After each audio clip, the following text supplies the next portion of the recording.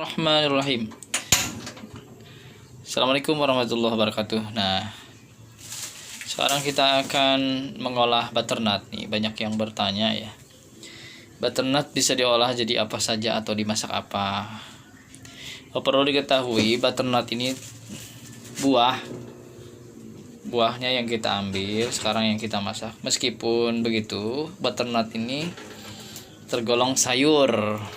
Maka dengan demikian butternut ini bisa dimasak sayur.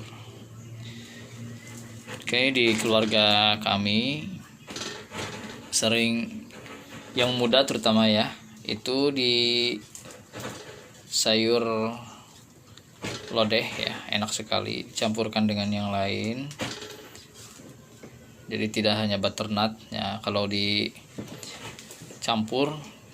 ya, tidak hanya kita tidak melihatnya sebagai single food ya, sebagai satu makanan sehat ya, tapi juga makanan yang lengkap, apalagi bila digabung dengan bahan lain. Dan sayur lodeh enak sekali.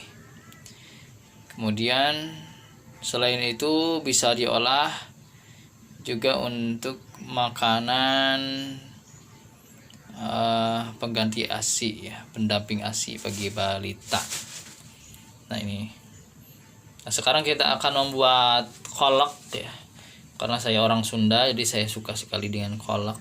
Kolak ini ya semacam ya manisan. Cara pengolahannya pun mudah sebenarnya, dan Anda bisa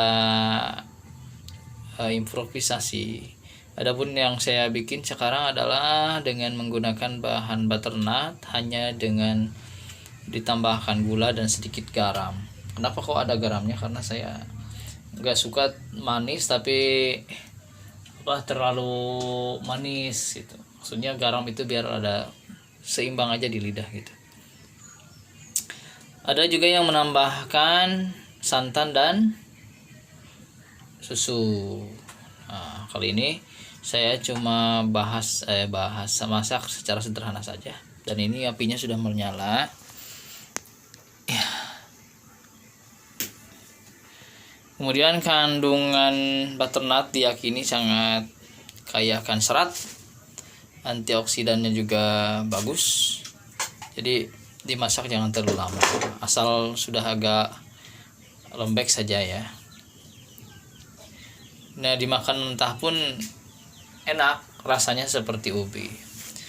Kemudian bagi yang punya penyakit di lambung, butternut ini sangat bagus untuk lambung, karena ini teksturnya itu lembut. Oke, sebagaimana namanya, butter itu kan mentega ya. Butter itu jadi rasanya kalau sudah dimasak, terutama dikukus, itu bagaikan mentega. Jadi minyak alaminya, minyak nabati di butternut ini enak sekali. Nah, nanti setelah mendidih kita tambahkan gula. Ini sekarang belum ya, baru permulaan mendidih ya.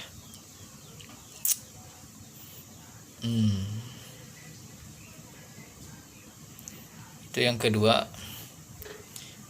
Satu bisa di sayur, kemudian bisa tadi untuk pendamping ASI, kemudian bisa juga dibuat ini seperti manisan, kolak, kemudian bisa juga untuk wajit ya, dodol.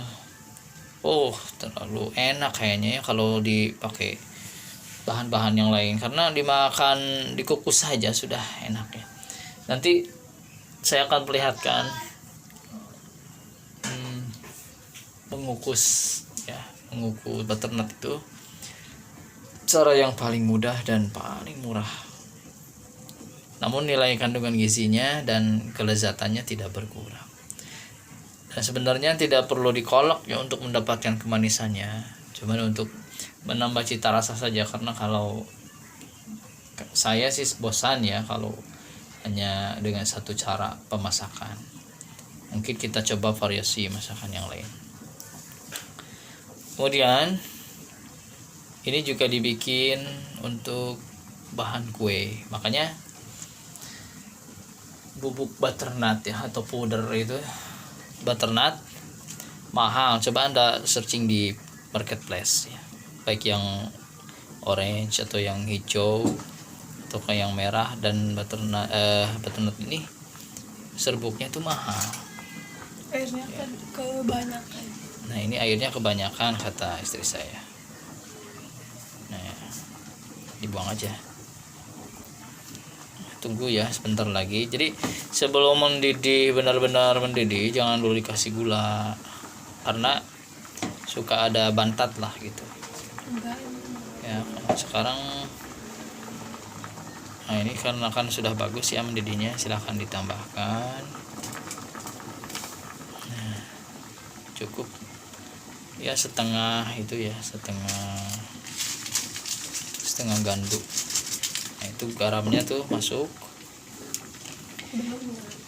Nah setelah itu diaduk. Kalau Anda mau tambahkan santan juga boleh. Kalau ditambahkan susu lebih enak. Kemarin kita banyak yang bekerja itu tambah santan, tambah ya macam-macam ya, seperti kolang-kaling juga boleh. Ini sajian Ramadan butternut sekarang udah mulai tersebar di kampung-kampung juga, sudah banyak ya yang menyediakan menu-menu buka puasa dari bahan butternut.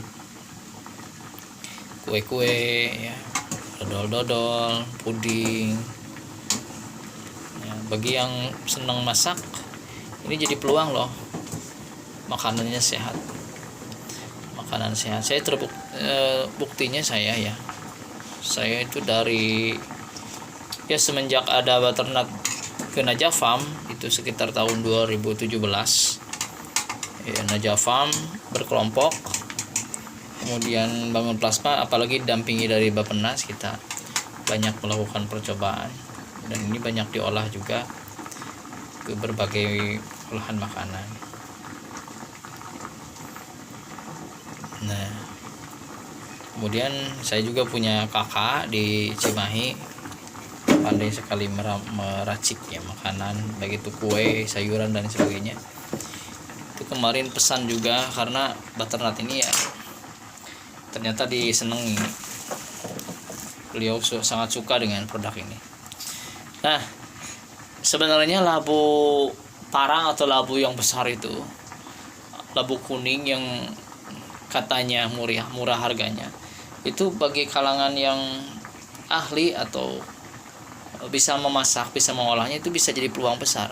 Saya buktikan di marketplace, labu yang besar itu kalau dibikin bubuk itu 1 kilogram bisa dihargai 120.000. Padahal di sininya kan kalau dari kampungnya kadang-kadang tidak ada orang yang melirik gitu. Nah itu makanya pengetahuan tentang pasar dan pengolahan itu penting bagi petani. Ya kita Najaf Farm itu alhamdulillah ya dapat akses ke Al Ittifaq, kita dibimbing, kemudian diarahkan, kita juga dikenalkan ke berbagai instansi. Ini Al Ittifaq sangat besar peranannya ya.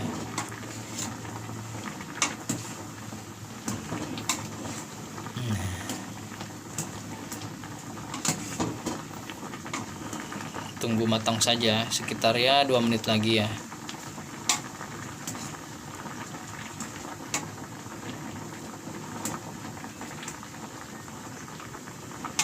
Coba ditekan. Masih keras? Oh udah lembut ya. Ini udah lembut nih. Udah lembut, kita nanti mau cicipi.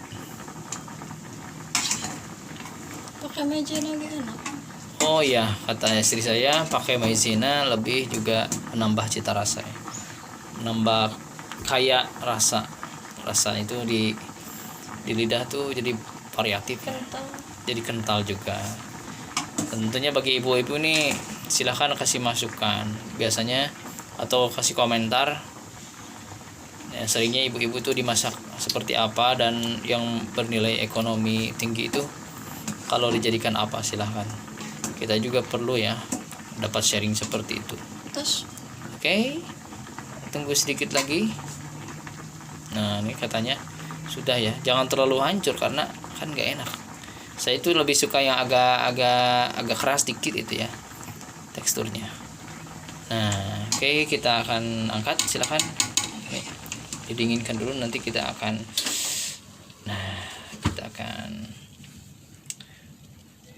santap bersama-sama.